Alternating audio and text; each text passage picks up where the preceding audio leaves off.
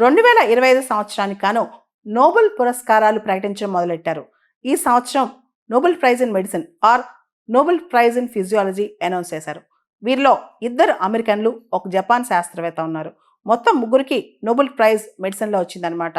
దీనిలో మనం చూస్తే కనుక మేరీ ఇబ్రంకో, ఫ్రెడ్ రామ్స్డెల్ మరియు షిమన్ సగగూచి ఉన్నారు. ఈ 3కి కలిపి నోబెల్ ప్రైజ్ ఇన్ మెడిసిన్ వచ్చిందనమాట. రోగ నిరోధక శక్తిపై వీళ్ళు చేసిన రీసెర్చ్ కాను వీళ్ళకి నోబెల్ ప్రైజ్ ఇన్ మెడిసిన్ వచ్చింది. ముఖ్యంగా పెరిఫరల్ ఇమ్యూన్ టాలరెన్స్ గురించి వీళ్ళు చాలా రీసెర్చ్ చేశారనమాట. రోగ నిరోధక శక్తికి సంబంధించిన రీసెర్చ్ గాను వీళ్ళకి ప్రైజ్ ఇస్తున్నట్లు నోబెల్ కమిటీ ప్రకటించింది.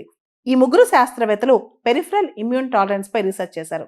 దీనిలో భాగంగా రెగ్యులేటరీ టీ సెల్స్, ప్రత్యేక రోగ నిరోధక కణాలు ఆటో ఇమ్యూన్ వ్యాధుల నుంచి శరీరాన్ని రక్షించే గార్డ్స్లా ఎలా పనిచేస్తాయని చెప్పి వీళ్ళు రీసెర్చ్ చేశారనమాట.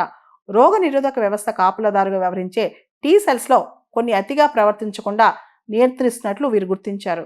వాస్తవానికి మన శరీరంలో రోగ నిరోధక వ్యవస్థకు కూడా నియంత్రణ ఉండాలి, లేదంటే సొంత అవయవాలపైన దాడి చేసే అవకాశం ఉంటుందన్నమాట.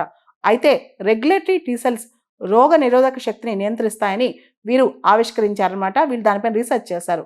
ఈ అంశంపై నోబెల్ కమిటీ చైర్మన్ మాట్లాడుతూ రోగ నిరోధక కణాలు సొంత శరీరంపైనే దాడి చేయకుండా ఉండేందుకు వీటిని వీళ్ళు గుర్తించారు. కాబట్టి రోగ నిరోధక శక్తి ఎలా పనిచేస్తుంది, అందరికీ ఆటో ఇమ్యూన్ వ్యాధులు ఎందుకు రావు, ఇలాంటి వాటిని అర్థం చేసుకునేందుకు ఈ 3 శాస్త్రవేత్తలు చేసిన రీసెర్చ్ ఎంతో పనికొస్తుందని చెప్పి నోబెల్ కమిటీ కొనియాడింది.